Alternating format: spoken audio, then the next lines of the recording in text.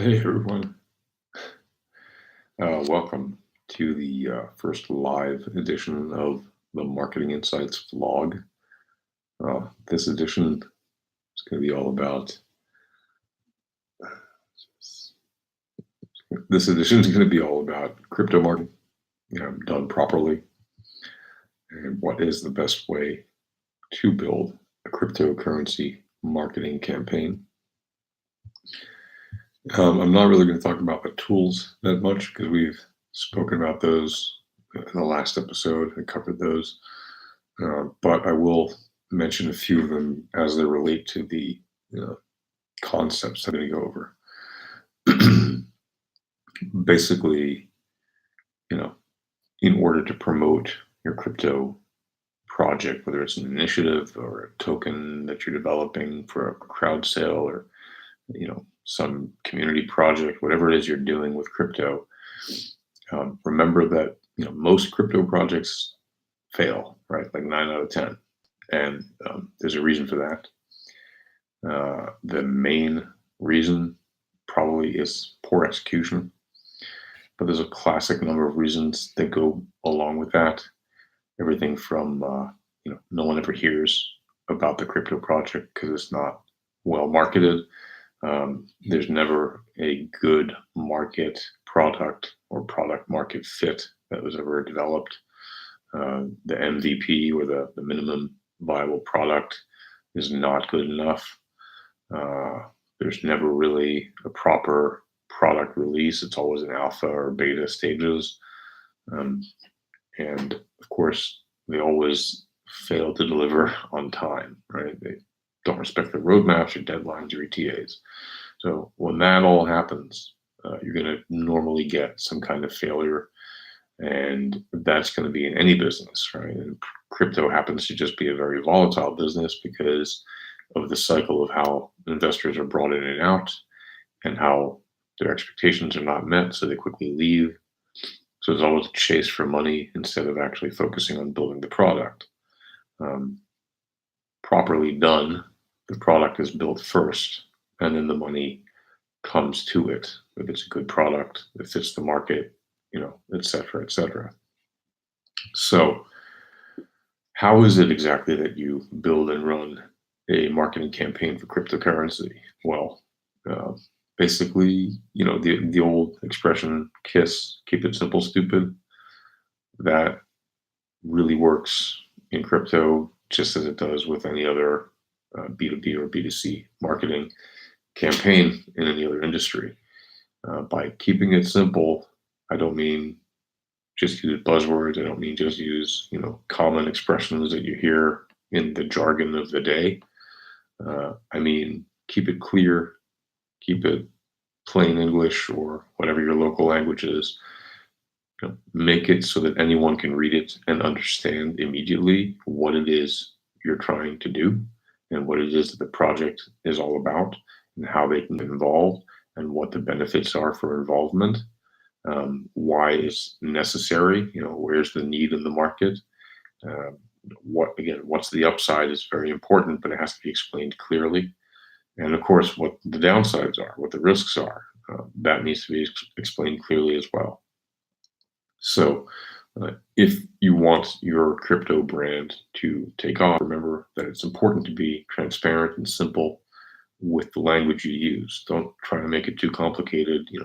Don't make it so that you need an engineering degree or a lawyer to read the material and understand what's going on. Because if you're doing that, you're just going to drive away all of the potential token buyers and crypto holders, etc.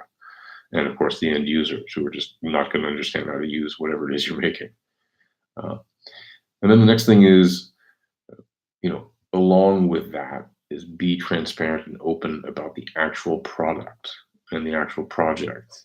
Be transparent about who's on the team, what the division of tokens is, how it's distributed, or the token distribution or coin distribution.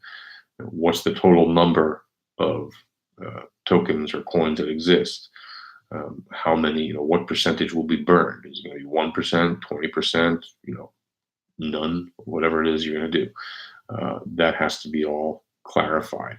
And the reason for that is because, again, if it's transparent and if you're open about it, if you have credibility in the community and you're clearly visible, you're not hiding, you're not trying to be deceptive or do anything shady, then that will attract more people to your project because you're being upfront and open, and that's something very important people are looking for. But don't something that people make a mistake in doing when they try to market anything. Very often, new ideas come up as an epiphany or whatever, an inspiration, and then somebody says, "Okay, now we need to solve some problem with this product." But sometimes, you're looking for a solution to a problem that doesn't exist, or you're offering a solution to a problem that doesn't exist. Um, don't offer a solution for a problem that doesn't exist, right? Uh, don't create the search for a problem if it doesn't exist, because there is no upside to that unless there's actually a massive demand for that. And the way you would know that is to test it. So don't just release a product that you haven't tested and think, oh, the product market fit will naturally work because our theory is so and so. No, test your theory. As with all things in marketing, always be testing. So test your product market fit with your product managers and your marketing team. Do the research. Marketing research goes a long way, and it's very useful. You should always be doing it. You should always be knowing what your numbers are and being top of the latest trends and research in your niche and in your industry and in the market as a whole. And think about clearly, what is the business model, right? What's the idea that you're trying to do? What's the concept? How is the model structured? Are you a top-down kind of hierarchy, or are you more of a everyone is equal hierarchy, flat hierarchy?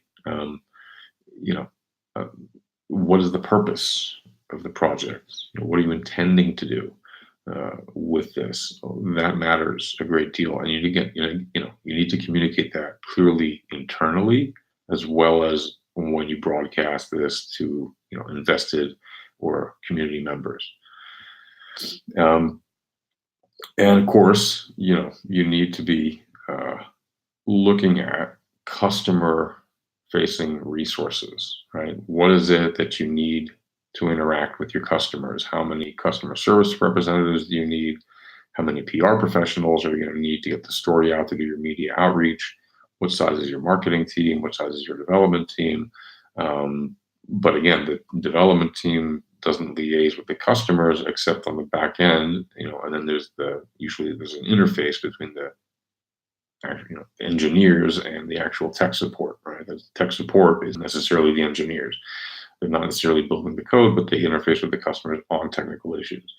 Community managers, people that write blogs, people that tell stories for you, spread word of mouth also. Social media marketing people, SEO people that work for the marketing as well, SEM, all those different people that are facing customers are critical to the experience of building a successful campaign. That's why your team needs to be built by people who have good experience in those areas, and each one should be really specialized in their niche if you can do that. If you're very much on a startup where you don't have the ability to, get specialists for every task, then you need kind of some jack of all trades type people at the startup level to get things moving for you. Those kind of people usually stick around for 6 months to 2 years, depending on the startup. And then after the thing is running and stable, they're replaced by more people, by more specialist type experts, because usually people that are, startup kind of, startup experts or startup specialists, they tend to like to be in the startup mode. So after a company hits its stride, they're usually looking for a way out or looking for a way up, or some other thing to do with their time other than to just routinely maintain something forever. But you can get great specialists and who are amazing at focusing on that, and that's they'll give you super high impact. But usually you need to get them once you get some traction and you get your business model running. And revenues streaming in, and you can afford, to scale up your staff. And then, of course, you have to make sure that your teams are all properly talking, right? DevOps should be talking with dev should be talking with marketing should be talking with sales, everybody should be talking with management in the weekly reports. All teams should really be talking, right? So you should be using, chat tools, whatever they are, intranets, internal social networks, whatever you've got. I covered a good one in the last episode, I guess episode of Marketing Insights vlog, and you can go over that, or you can certainly find other team discussion and chat tools that are just clearly very productive and very effective in working online. Those are important because if you're not in sync, right? Forget the tools themselves. What they allow you to do is to stay in sync with your other teams. The reason that that's important is because all the different groups, as specialized as they are, at some point have to interface and have to make things happen between them. So there needs to have there needs to be some kind of layer where any misunderstandings can be avoided or fixed. And the best way to do that is to have constant open communications. So things like a daily stand-up, not just for the developer team or the marketing team, like a 5-minute stand-up or a weekly half-hour meeting or whatever. Those should include members of various teams, right? So a stand-up shouldn't necessarily be by department. It should be more by project, right? So if you're marketing, I don't know, the latest cryptocurrency that lets you, I don't know, earn money for recycling soap or something, the people on that project should include a developer, maybe somebody from DevOps, somebody from cybersecurity, somebody or fraud prevention department. It should include somebody from marketing, sales. It should include somebody from PR, possibly, if there's anybody involved in that. And then they'll meet once every day for 5 minutes, or online or in person, or they'll meet once a week for a half hour, again, online or in person, maybe an hour if there's a lot to go over. But they should be in constant communication, at least weekly, if not daily, with a simple email that goes around from the team that just says, "Hey, this is what we're up to. This is what we've done in the last, since we last met. This is what we're doing now, and this is what we're working on for the next steps." You can manage those projects. There's a lot of great project manager tools online. I know Monday is a very popular tool. There's other ones also, obviously. Many of them not. By the way, I'm not another paid sponsor or anything like that. I just mentioned that because I'm seeing a lot of their ads on YouTube recently. But there's plenty of group project management tools that are out there. Pick the one that you like, Codebase, whatever it is, or Basecamp, whatever it's called. Use any of those that fit your need or that fit your budget, but definitely have some kind of team shared project management tool that you can all look online and synchronize and keep track of the ETAs, the schedules, stay on track of things, get reminders if you're starting to fall behind, that say, "Hey, you got to go do these 5 things before Tuesday." There's all kinds of great ways to manage that. And it's very important, because if you start falling behind, if you start delivering later than you promised, maybe you can get away with it for a little while, but eventually, if your company management doesn't really care about it, trust me, the token holders will. They'll be expecting you to deliver. And you can see what's happening right now with Ethereum. There might be other reasons for it, but it certainly doesn't help that they've been very slow to deliver on the great expectations people have for it. And now we're seeing it get hammered in the press. And even Vitalik, the founder of Ethereum, is talking about basically how he thinks it's, the value of Ethereum will eventually collapse and go to nothing. What matters, unless people, of course, start using it actively, but what really matters is for the overall economy, for people to start using these things, right? Well, so, when you have that kind of pronouncement from one of the gurus of crypto, it's important to remember, if you're marketing, for example, an ERC20 token, that you don't want to be, getting into a situation where you have miscommunications in your team, and then your inability to deliver your ERC tokens promises are going to say, well, you know what? I heard Ethereum is, it's different from ERC20, but similar, and it's, there's too much of a linkage, and maybe ERC20 will do better in time, and maybe it won't, but it's, it's risky, and I'm just going to walk away. Maybe I'll try some other crypto like Bitcoin, or not at all. But they might just walk away from crypto altogether because they get cold feet. And again, that comes from bad communications from the crypto project managers to the public that are consuming their information. So you have to make sure that you have good internal communications in order to have proper marketing communications to the public that are, eating this stuff up, but they want to know what's actually going on. And when it's not clear, problems happen. And again, you need to effectively market your crypto. So something you need to really put an emphasis on is taking, significant marketing efforts, right? You need to create really great content. You need to syndicate that content on big platforms. You need to be involved in the community, involved in the discussions. You need to help out people who are, looking for ways to get in and want to learn about this stuff. You need to reach out and, talk to the publishers, talk to the influencers, get on the review sites, get on the forums, get on the groups and the bulletin boards of all of these topics, be on Telegram channels, be on podcasts, right? Get on vlogs, talk about marketing, do what I'm doing, make a vlog about marketing, or talk about the finance aspect of crypto or the business aspect, or just then, some people just sit there and read news. I find myself even sometimes watching some great YouTube coverage of crypto news, just running it in the background, because effectively these people are like news readers, and you just run the screen in the background while you're focusing on other stuff, and you just hear, what's interesting and skip what's not. So be involved in those things. Get, good media coverage through podcasts where people can run you in the background and listen to your messages to them. Even if they're not looking at the screen, they're still going to hear your ideas, and get involved.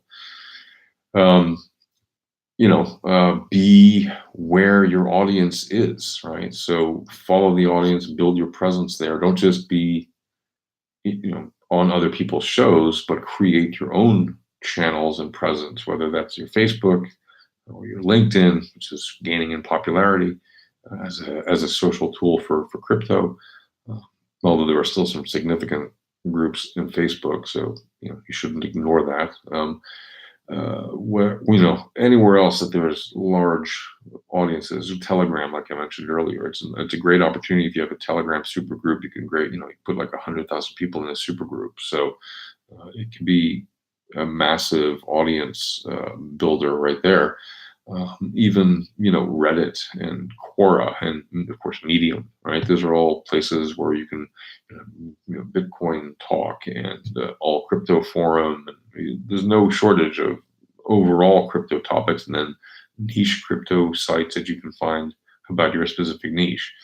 Be in those places wherever you have the resources to be. Don't overdo it. Pick the 5 that you think are great, and then whittle it down to 1 or 2 to start, right? Unless you have somebody doing SEO for you all the time. If you don't have somebody doing SEO and social marketing for you, just pick 1 or 2 and fuel those channels. Feed them constantly with content. Get them going with lots of content, lots of engagement. Because if you try to build 5 or 10 things all at once, you're going to, spread yourself too thin. What you can do, though, is to have those 5 or 6 channels or 10 channels or however many you want to spend the time to create. To just create the profiles, right? Hold the real estate, essentially the virtual real estate, and at least automatically repost stuff through them. You can use IFTTT, right, as like a reposting device, or you can use many other ways to buffer or whatever you want to use, TweetDeck, things like that. All these different tools you can use to spread the message out to the profiles automatically. And that way you don't have to create content uniquely for each one of them. You can kind of use them as relays or syndication points until you have the resources to actually create specific content for those channels. But focus on creating content channel on site, like on a blog or a forum or whatever you have, and then 1 or 2 social channels that you are going to have the most impact on. And the way to know that is to test out a few different social channels, see which ones, doing your research, see which ones have the most activity and engagement in your topic or the closest topic to you. See who the influencers are, see what their audience size and engagement rates are. Do all of that, and then start building your database of prospects. So get in touch early with influencers, get in touch early with possible adopters, and possible investors and possible token traders and coin traders. Use email marketing, right? Email marketing is still a massively important tool. Because email is kind of the unsung retention hero of any business. Most businesses actually, once they get their business model going and it's a long-term business, their retention depends heavily on, sometimes as much as 90% or more, on email marketing. Even if they don't, necessarily get record sales every time they send out an email, the consistent drip of email contact is massively important for the engagement and the long-term lifetime value of customers involved in any business. Make also partnerships with other crypto assets, other crypto companies as part of your database prospecting. Work together with other companies that have copacetic sort of projects that can work hand in hand with yours, and you can mutually benefit from mutually promoting each other. Obviously, that's not going to work if you try to approach a direct competitor necessarily, although there are probably exceptions to that. But still, what you want to look for are people that are maybe in your industry but doing something on a different angle, and that the two of you together coming together will effectively add value to your proposition by saying, look, we're doing our thing, they're doing their thing, and by doing some of our things together, we're offering customers a better value. So that is something very important, and that's a great way to build relationships with customers, by building even stronger relationships also with businesses that you can do business with for the long term. So once you've got those relationships in place, you'll have a much easier time launching your product on launch day or whatever you call it. And if you don't build relationships, it's just much harder to reach anyone because no one knows who you are. Once you've done that, make sure that again you've got your your project management device in place. You've got the hub for all your code, whether you're using something like GitHub or whatever, and you're using marketing hubs like it could be again Slack, or it could be Discord. You could be using, like I mentioned, Telegram. You could be using Twitter. Using all the above. You have the resources for all that. You could be using YouTube, right? Whatever you do, make sure that you're discoverable, that you're easily found in search, that you're easily accessible. Do some QAs, right? Do some live chats. Ask questions, right? See who has anything that they want to know that you can answer. Basically, remember that you don't want to waste the opportunity to be discovered by a potential audience where you have the opportunity to reach them easily. So don't create too much content also for any given day, which is kind of counterintuitive. Like, yes, you want to go in depth on content, but remember, if you do an awesome session right now, like I don't know, if 100 people show up right now and start asking questions here, terrific, wonderful. But if I let it go on for 6 or 7 hours, tomorrow nobody might remember it, or nobody might see it because there's such a massive amount of noise on YouTube anyway.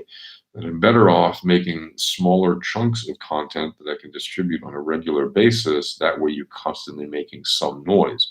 And the more consistent your frequency is of noise, the more consistently people will hear it, right? And the more consistently they'll pick up on it and look into it, tune into it, whatever.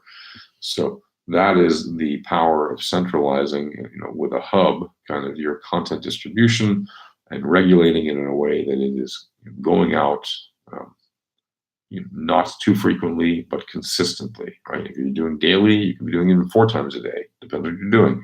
But don't send people 40 emails a day, and don't try to make 8 hours of podcast or video content every day, because it's very hard to maintain that unless you have massive resources. Um, if you're going to blog, also, use a centralized blog system. It could be WordPress, it could be anything really, Blogger, whatever, Squarespace. It doesn't matter. Pick your favorite. Use the proper format for your blog to keep it professional and slick looking, polished, professional, and no mistakes. You shouldn't have spelling errors and grammatical errors. Whatever the language is that you have the page in, it should be properly spell checked and QA'd.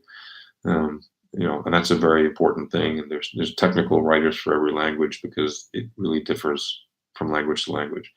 And also, when you engage with the audience, right, one of the things you need to do is to remember, crypto isn't all about you, right? Crypto is about community. Crypto is about decentralization. Crypto is about social, right? Yes, not always. Okay, fine. But it's a large chunk of it. And it's an easy space to tap into for marketing and to get into that groove in order to engage with the audience, and in order to, focus on, hey, let's highlight the team members and, share what we're doing and that where we come from, the space, and why we're doing what we're doing, and answer questions about it and be helpful again. Giving out educational and insightful content or analysis. And of course, making smart comments about what's happening currently that's relevant to your particular niche, or just in the conversations that you're involved in, right? Don't only engage yourself in conversations that talk about your topic. Conversations about other topics allow you to show your broader interest, your broader knowledge, and to show your credentials as a more authoritative person in this space. If all you talk about is how great you are in this one thing, okay, that's something. But if you show no interest in anything else, then how well-rounded are you, and how well-rounded will your thought be?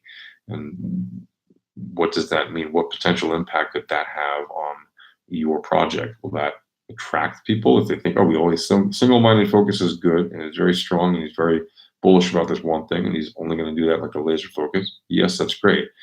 But if you're involved in something a bit more visionary, then you need to show vision, right? Which means a broader perspective. You need to show that you understand things that are not just limited to a single topic, right? Especially if you're the founder or an early team member. You have to have big thoughts, deep thoughts, but you need to be able to communicate, again, about your project in an effective and clear way that isn't so high level that the average user doesn't understand. But again, being involved in the discussion in the community is an opportunity for you to speak at a high level on other topics and prove your credentials, sort of cut your teeth on that, which comes down to making yourself into an authority in the field, right? You want to be authoritative. You want your comments to be covered. If you're the CEO of a project, or the spokesperson or head marketing person, whatever, you want to be seen as the authority in that particular niche. Look at who the current authorities are. It's very easy to look them up. Again, I mentioned, Vitalik. There's also, Jez San of Funfair, Angel Versetti of Ambrosis. Those are in crypto, big names. And you can definitely find out a lot about them because they've been really good at communicating authoritatively about their field and about other topics that aren't necessarily about their particular project, right? They have big vision and they have big, deep thoughts about how this affects not just them and not just their project, but people in general. And again, that comes down to communicating. So in publishing and in communications, it's publish or perish, right? Which means publish consistently, as I spoke about before. And that means if you're doing a weekly thing, do it weekly. If you're doing a bi-weekly thing, Do it bi-weekly. If you're doing a monthly thing, do it monthly, but be consistent. The reason for that is, without consistency, people lose faith very quickly. With consistency, and if they know what to expect and they get what they expect and they like what they get, you can build tremendous customer loyalty from the get-go and have massive success from the start with any marketing campaign you're going to do for ICO or anything really, for crypto or anything. And again, don't get stuck on market prices, right? Don't get stuck on the little details. Oh, what is our market cap today? Who cares? That's not how you build a long-term business. I mean, if you're building something for a pump and dump, don't follow any of this advice and please leave this blog or, go somewhere else, because that's not what this is about. If you're building a real marketing campaign, it should be designed to have long-term positive growth effects, right? Maybe your company only has a 2-year life cycle and you announce that clearly at the beginning. Great, that's wonderful. Maybe you're announcing a joke coin. I don't know if Dogecoin is a joke. I don't have any Dogecoin, but if any of you do, please don't take offense to this. But the way I perceive it is it's kind of a joke coin, because I think the founder even said so. He made a coin after his dog, and people bought it, and he was shocked. So if you're going to do that, okay, announce it's a joke coin. Maybe people will buy into it for some weird reason, as they seem to be buying into Dogecoin. By the way, if I'm wrong about that, please let me know in the comments. I don't mean to offend any Dogecoin holders. That's what I understand from the research I've done and what I've seen about it and heard about it and read about it. But be, like I said, transparent about your projects and its purpose. And if you're building a long-term strategic brand intended for long-term growth and long-term return on investments to shareholders and long-term delivering of values to shareholders and customers and staff and everybody else, then it's not about what the price is today. If it was, Amazon would not be the trillion-dollar company that it is today. Apple would not be the first ever trillion-dollar company, right? Jeff Bezos wasn't sitting around in his garage in 1996 or whatever it was in order to worry about going IPO and worrying about the stock price every day. If he did, he would have built this company completely different, because the way he did it was so non-traditional that he actually had shareholders for a long time wondering, what is this up? What are we doing here? And are we ever going to be profitable? Well, he proved to them not only is he going to be profitable, he's, the single wealthiest internet entrepreneur, period, and the wealthiest person, I think, now. And he didn't do that by just building, the company based on the stock price today. He built it with a 20-year, 25-year, 30-year, 40-year, God knows how many years into the future vision of what it means to be an internet e-commerce giant, right? To transform the human behavior of shopping. That's really what he did. And that isn't something you do overnight, and that isn't something you can do by worrying about today's stock price or today's coin price or today's whatever, today's market cap. It isn't relevant if you're a long-term investor in terms of a worker, employee, manager, owner, or financial investor. If you're invested in crypto, then your long-term outlook should be, this thing is growing, right? It's not just going to go away. It's very unlikely it will go away, because there are extremely practical and useful things that companies will do just on the B2B side. Forget the consumers for a second, right? Just on the B2B side, there's so much massive opportunity in the at least billions, if not hundreds of billions of dollars or trillions of dollars, that it can impact businesses. Projects like Stellar, or projects like Ethereum with smart contracts. There's no shortage of projects that will have real significant impact eventually on businesses once they start adopting them. Maybe it won't be the ones that are currently in the market. Maybe there'll be different flavors. Maybe they'll be completely new, coins or tokens, or even slightly different technologies. But digital cash or digital money or digital currency or whatever you want to call it, cryptocurrency, is not something that's just going to disappear, right? Money has always evolved and it will continue to evolve. Right? Most currencies last, I think everyone in this. Most currencies last about 27 years historically. That's like the average over the past. I don't know how many years that's been calculated, but it's a pretty well researched number. That currency is pretty short term, and it goes out of style fairly quickly, and there's always another one that pops up.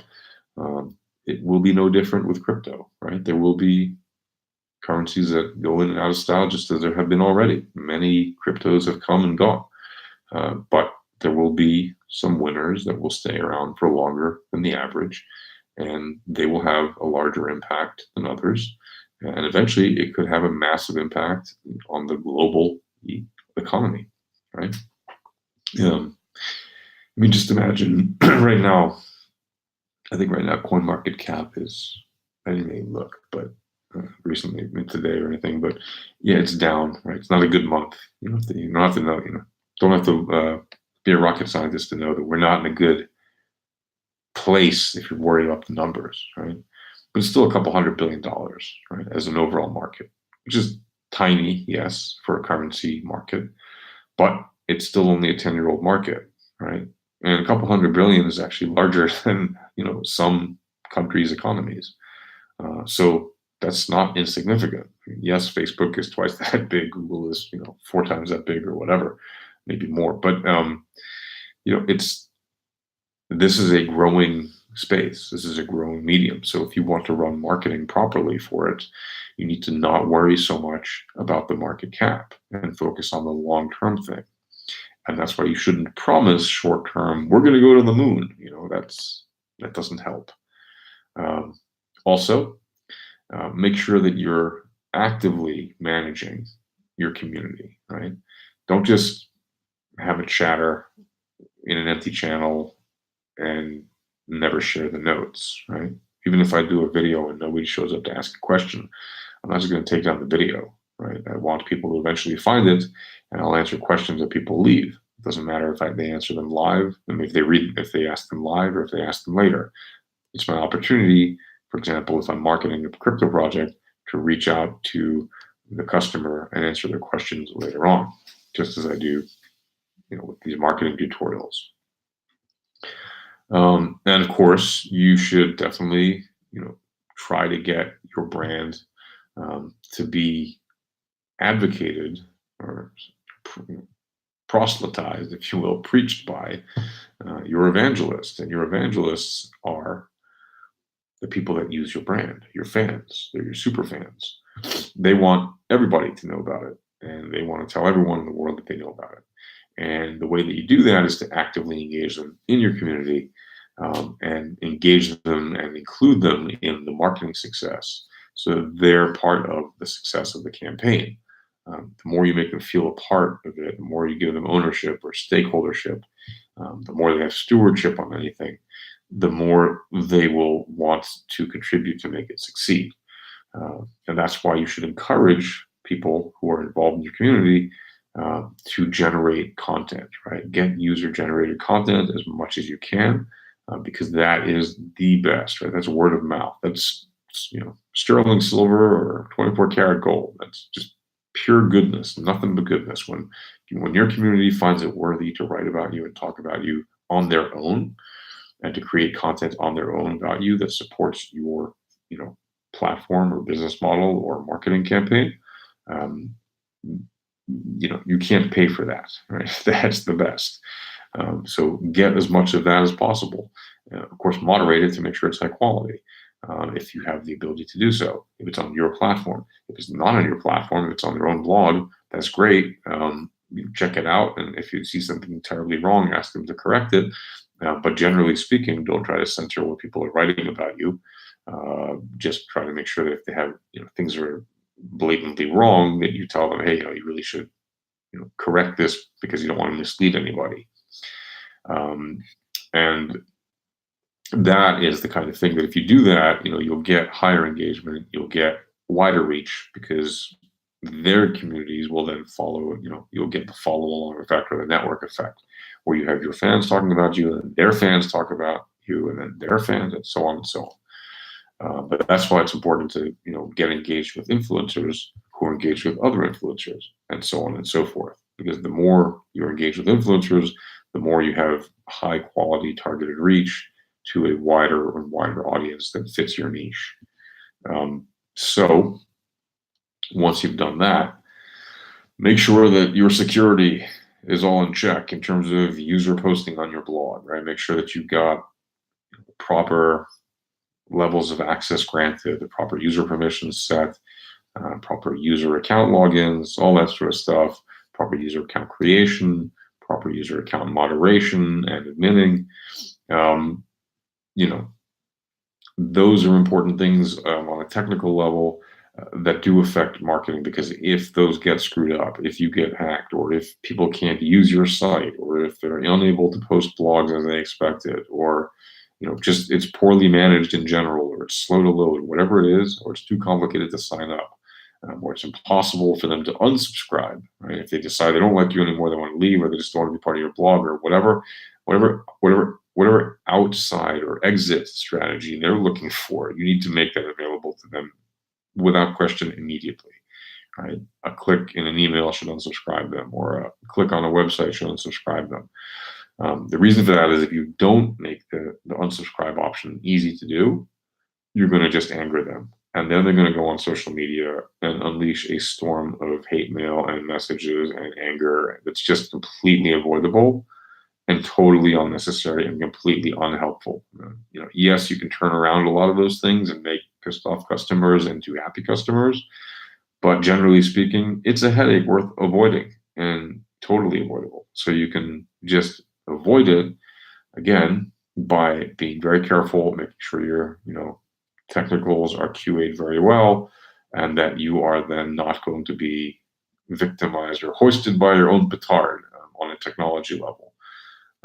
So don't try to hack your way or cheat your way through the time it takes to do these things. It takes time, right? Don't be impatient. You have to engage with your network and your community as you build it, and it takes time. You cannot fake engagement, real engagement. Yes, there's lots of software to fake engagement and et cetera, but eventually real engagement, real platform growth comes from actual authentic engagement. Because in the long run, the fake engagement isn't buying your tokens, right? So if you have a lot of chatter, but nobody's actually buying it, there's no trading volume, you're not doing yourself any good, because it's just proof that no one's actually using this stuff. They might be talking about you a lot, maybe, but if they're not actually engaging with you, it's like bring a lot of eyeballs to your website and nobody buys anything. What's the point? Don't have low conversion. You're better off having lower traffic that's highly engaged and having massive traffic that has no engagement and no purchases, right? And to that end, right, you also need to have clear guidelines internally and externally, what you can and can't do for marketing. Are you going to be using shady practices of channel growth with bots and scripts and automated programming stuff that's kind of like growth hacking tricks, or are you going to be using only clean white hat methods? Again, for anything long term, you should only be looking at clean white hat methods, but there are some legitimate reasons why people don't do that, even in clean white hat operations in every other capacity. So look at the approaches, look at the ways you get to the situations and get through them. Consider questions, consider negative comments, look at potential crisis situations. Do your research about past failures. That's a massive, they'll save you millions of dollars of headaches right there if you're a large enterprise. Just look at how other companies have failed, right? It's easy to do. YouTube search or Google search, bad marketing examples, poor ads, poor publicity, poor marketing messages, poor PR disasters, PR crisis, all those different kinds of phrases you could look up, and you'll see great examples of plenty of companies who failed because of the inability to properly manage internal and external guidelines of what should media say. What should the media team say to the media, right? What should the marketing team say to the public? What should the sales team say when they're on the phone or by email? or online. What should the support people, do or not do? What can they support? What can't they support? What are the different levels of support? All these internal guidelines have to be well spelled out. And yes, you will not think of them all from the beginning. That's true. But when you come across them, you should carefully document all of it and make it part of your process by analyzing what you've learned, on a weekly basis, a monthly basis, and fusing that into your system so that you don't repeat errors and so that you have the best opportunity to improve your performance. Right? You're not seeking perfection. You're seeking to better your performance on a regular basis, little by little. Right? Because just shooting for perfection will just make you fail. But if you're always going up in little bits, well, that's a guaranteed way to succeed over time. Yeah, but by the way, it's Rosh Hashanah, right? The Jewish New Year. So happy Rosh Hashanah or Shana Tova to all my Jewish friends around the world, and fellow members of the tribe, wherever you are. Shana Tova, Happy New Year. And let's see, what else? Like I said, make sure you deliver on your schedules, on your timelines, on your promises, and on your roadmaps. Don't think that the timelines is a laughing matter. They're very important. The more you stay consistent and the more you live up to your deadlines, the more authority you'll have. When you say you're going to ship a feature, when you say you're going to ship a product, when you say you're going to ship an update, do it, right? Don't say, oh, we have a reason for not doing it today. If you announced it, release it. If that's one of the reasons you shouldn't announce them, right? But if you do announce something, you better do it on time. Because if you don't do it on time, you're going to get disappointment. And you can't build the perfect product, so don't try. But just make sure it's good enough for what you promised, right? That's what matters. And of course, I mentioned being in touch with influencers, but that also means monitoring mentions from any influencers and links, and not just from influencers, but obviously from influencers as the main ones.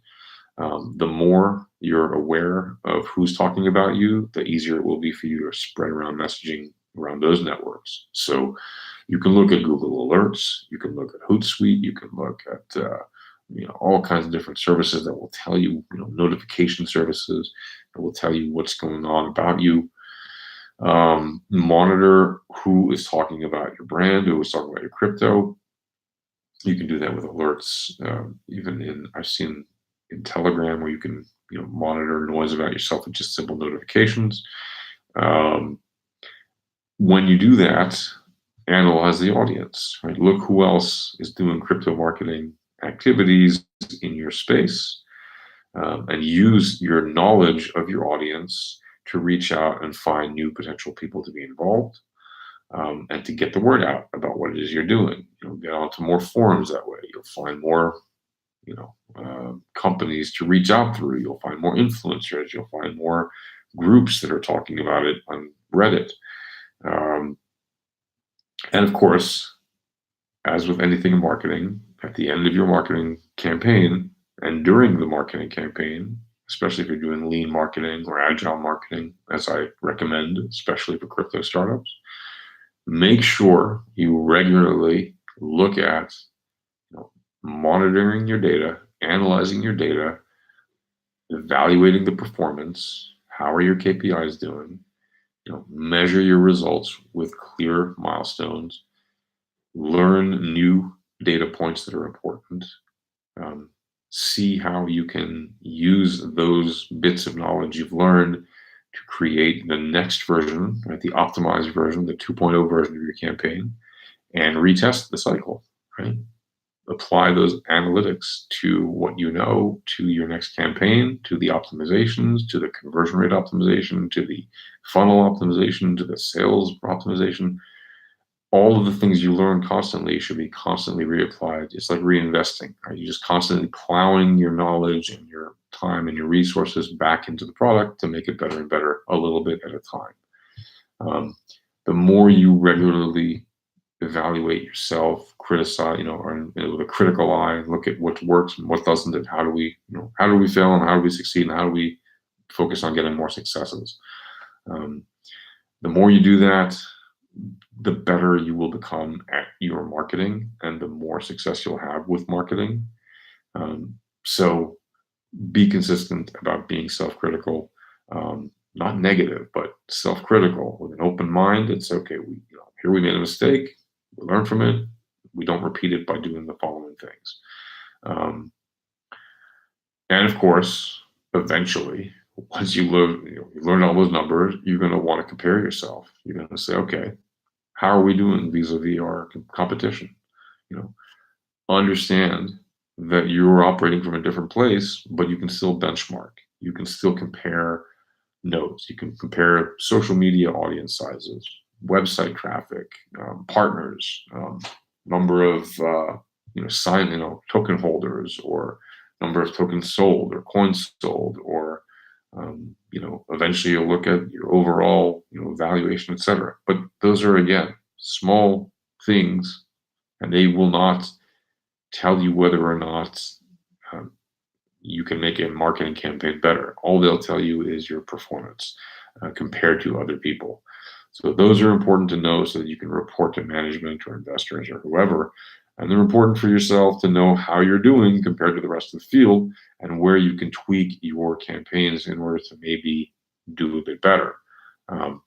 So don't get stuck on their numbers and don't think, oh, they have 750,000 more Facebook followers than we do. They're irrelevant. Just know relatively to the rest of the competition where you stand, what that means for you, and how you can make the most out of it by optimizing your resources and optimizing your assets and focusing on your product and your services and your marketing campaign. That's pretty much going to do it, I think, for now. I know this has been kind of long, but I hope it's been thorough and has covered for you the aspects of sort of the concepts behind crypto marketing, how to run it properly, and I hope you learned from it. So if you liked it, leave a comment, subscribe, do something with the screen, tell somebody about it. I don't know. Ask a question in the comments below. And until next time, take care.